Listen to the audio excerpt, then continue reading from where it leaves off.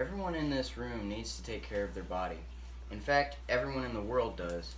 Whether it's because you're toothpickish, overweight, inflexible, generally feeble, or have terrible endurance running, everyone in here probably has some kind of physical flaw or weakness that they can fix through hard work, determination, and simply wanting to make themselves better.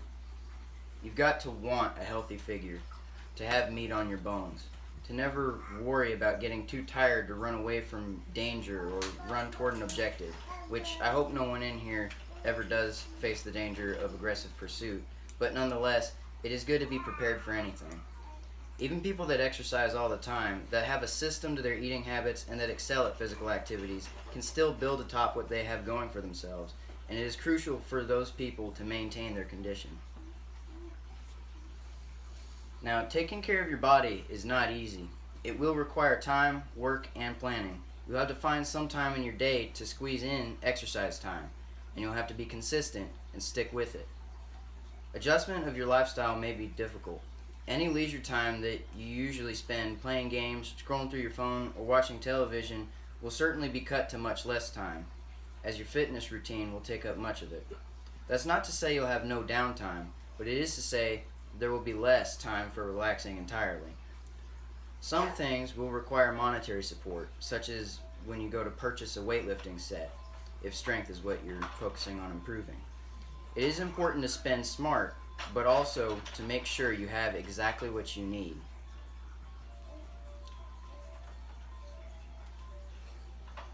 While it may not be easy, the effects of taking care of your body make the effort worthwhile.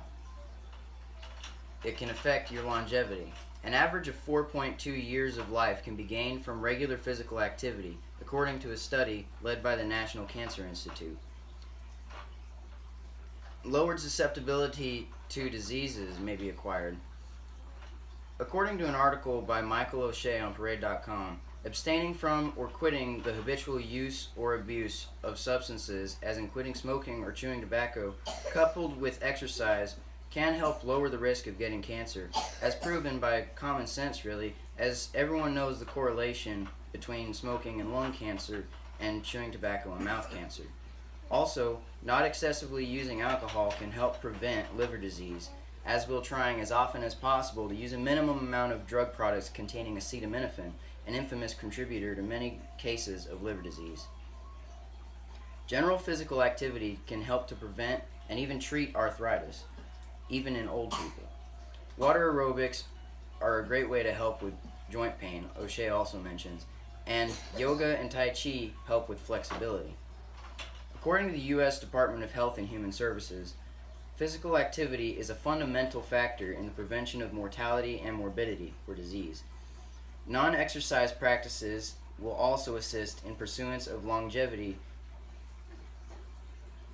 that will also assist in pursuance of longevity include personal hygiene and a healthy diet. Most Americans generally shower once a day, brush their teeth twice a day, and have some of the most sanitary bathrooms in the world. Progress of just 60 years has taken the average American life expectancy up by 30 years to reach 78.69 years as of 2018. As far as mouth hygiene goes, an article on vitaloxide.com quotes a certain doctor of dentistry, Wolfgang Donaeus, who says, "People with gum disease are twice as likely to die before the age of 64 than people with no gum disease." This makes a good case to those who may find dental hygiene somewhat trivial, as that figure is almost 15 years shy of the national average. Things other than exercise, such as hygiene and diet, that affect your body need just as much focus as exercise. General good hygiene practices can add up to 30 years to a person's life expectancy, as we've already covered. And, as it turns out, so can a healthy balanced diet, which is a surprise to few, I'm sure, but is a great challenge to many. A healthy diet should consist of various food types, and we're all familiar with the food pyramid, which shows these types very simply. We have dairy, from which we get a lot of protein and minerals such as phosphorus and calcium, which assist in bone growth. The grains section, as in bread, corn, potatoes, pastas, etc., and cereals. Then you have the fats and spreads, including oils and butter, than your meats, which includes eggs and beans and nuts in that category, all of which are high in protein. And then you have your vegetables, salads, and fruit.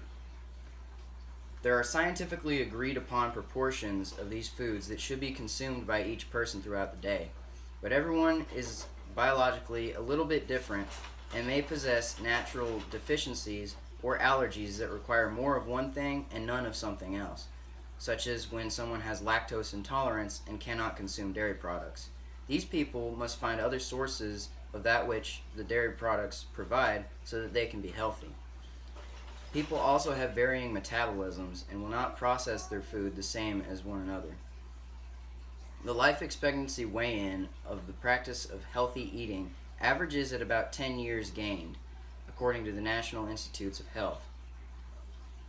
The average mortality rate of people with poor eating habits stands at about 678,000 deaths each year in the U.S. Try to imagine a world where that number was zero. I hope that someone here has drawn some inspiration to be better to themselves, and that all of you remember this total, 29.2. All of these practices combined could add up to almost 30 more years to your life. 30 more years you get to spend alive and well, making moments with loved ones, getting the most you can out of your eventual retirement, and just enjoying being you.